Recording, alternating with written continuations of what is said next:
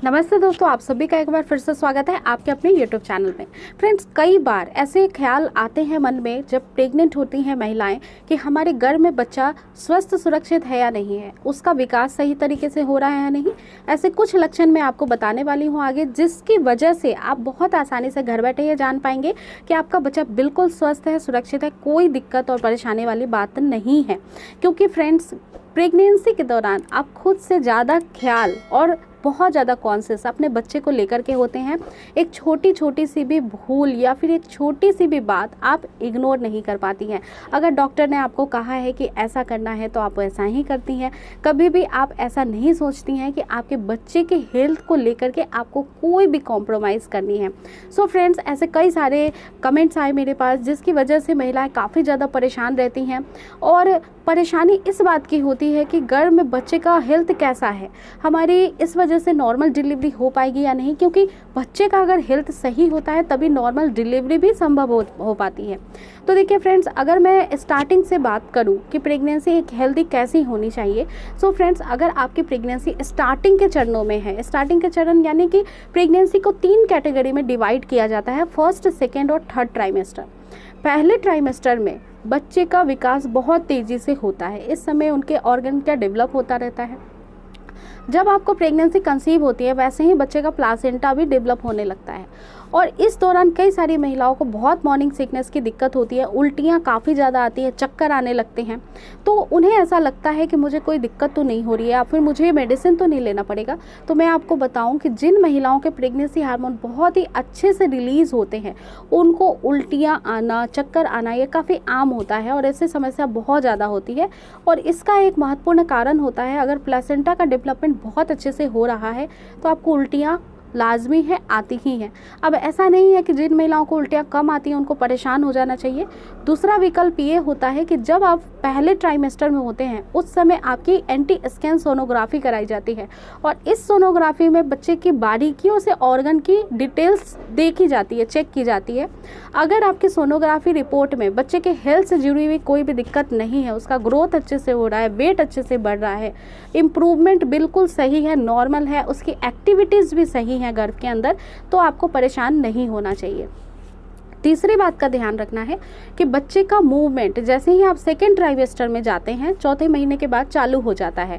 कई बार अगर आपकी पहली प्रेगनेंसी है तो आपको थोड़ा लेट पता चलता है, 4.5 महीने में, और अगर आपकी दूसरी प्रेगनेंसी है तो आपको इसका अनुभव पहले से होता है, तो आपको इसका एहसास भी जल्दी होने लगता है। तो फ्रेंड्स, यदि बच्चे की मूवमेंट सही से हो रही है, आपको हर 2 घंटे में 3 से 4 बार बच्चे की मूवमेंट समझ में आती है, तो ये बिल्कुल अच्छा और बहुत ही बेस्ट इंडिकेशन है कि बच्चा बिल्कुल अच्छा है, हेल्दी है। क्योंकि फ्रेंड्स, गर्भ के अंदर बच्चे की मूवमेंट एक बहुत ही सटीक पहचान होती है कि उसका स्वास्थ्य कैसा है। अगर बच्चा कमज़ोर है तो उसकी मूवमेंट कम महसूस होती है। बच्चे का वेट अच्छा है, बच्चा अच्छे से ग्रोथ कर रहा है, तो उसकी मूवमेंट भी बहुत ज़्यादा फील होती है। इसके अलावा फ्रेंड्स, मान लीजिए कि बच्चा मूवमेंट नहीं कर रहा है, आपको मूवमेंट ठीक से फील नहीं हो रहा है, तो इसके कुछ कारण होते हैं। अगर बच्चे के गर्भ के अंदर ठीक तरीके से ऑक्सीजन का संचार नहीं होता, ठीक तरीके से खून का प्रवाह नहीं होता, जिसकी वजह से उसको दिक्कत होती है और वो मूवमेंट रोक देता है या कम करता है।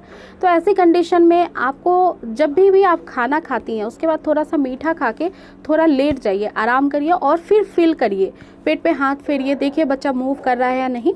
अगर फिर भी मूवमेंट नहीं महसूस होती है तो तुरंत डॉक्टर से मिल लीजिए, क्योंकि हो सकता है कि उसको कोई दिक्कत आपके गर्भ के अंदर हो रही हो।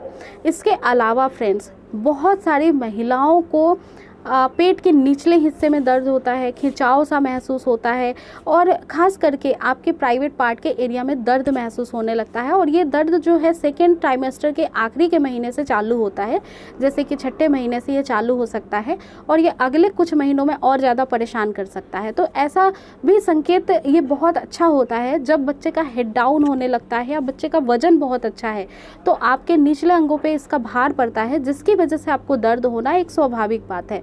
जो कि बिल्कुल नॉर्मल प्रक्रिया होती है। ऐसी कंडीशन में भी महिलाएं बहुत ज़्यादा घबरा जाती हैं, तो ये भी एक बहुत अच्छा इंडिकेशन है कि कोई दिक्कत नहीं है, ये बच्चे के बाहर की वजह से हो रहा है, बच्चे का हेल्थ अच्छा है इस वजह से हो रहा है, और ये असुविधा जो है बिल्कुल ही टेम्परेरी है, ये अपने आप ही नॉर्मल डिलीवरी के बाद आपकी ठीक हो जाएगी, और ये नॉर्मल डिलीवरी का भी एक बहुत अच्छा संकेत होता है।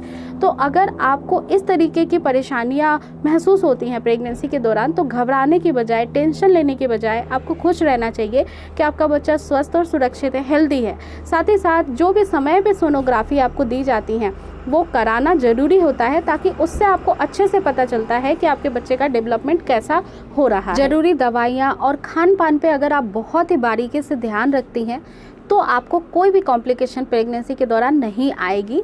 और इस बारे में अपने डॉक्टर से भी समय समय पे आप अपना परामर्श लेते रहिए। अपनी सोनोग्राफी में जो भी चीज़ें आपको समझ में नहीं आ रही हैं वो पूछते रहिए, ताकि सारी चीज़ें क्लियर हो, कोई भी मन में शंका नहीं हो। और अगर और भी कुछ भी आप जानना चाहते हैं, मन में कोई परेशानी है, तो आप मुझे कमेंट सेक्शन में लिख सकते हैं। वीडियो पसंद आई है तो ज़्यादा से ज़्यादा शेयर, लाइक और चैनल को सब्सक्राइब करना बिल्कुल भी ना भूलें। फिर से मिलूंगी नेक्स्ट वीडियो में एक नई टॉपिक के साथ। पूरा ध्यान रखिए अपना guys. Take care. Thanks for watching.